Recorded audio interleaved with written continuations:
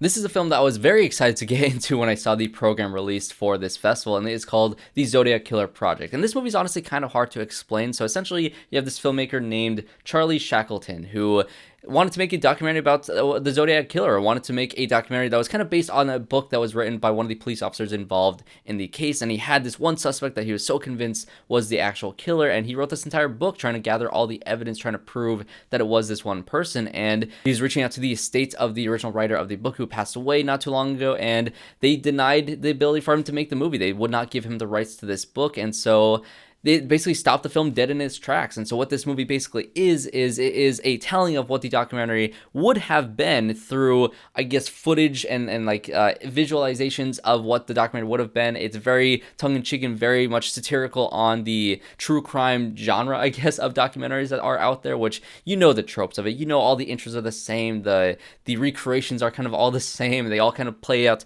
the same exact way. And so this movie has a lot of fun, and the director has a lot of fun kind of playing with the tropes and, just going out there with the camera, filming some locations, being like, this is what I would have done in this documentary if I had a chance to tell it. He had a very limited availability of using the book, and how many quotes can he use, because obviously all the information in this book is copyrighted, so he can't really get into all these things. So he can kind of, work his way around it and trying to dodge the law, essentially trying to make this documentary happen. And I think my favorite thing about it was Charlie Shackleton. I think he had one of the best Q&As afterwards, because you can tell this guy he really wanted to make this movie, and it was really heartbreaking that he couldn't, but he's very persistent. He's not going to take no for an answer, and he's a very funny guy. The humor inside of this movie and the way he tells the story is incredibly funny, is incredibly inventive and unique, and I really hope this one is picked up and released on streaming. I doubt it'll be released in theaters, because it's just a lot of static shots of like a building slowly zooming in and him just telling the story through voiceover. It's a very interesting documentary, and it's a very, interesting one about the filmmaking process and being told no when you have a lot of passion to tell a certain story, and how you can persevere through that. And so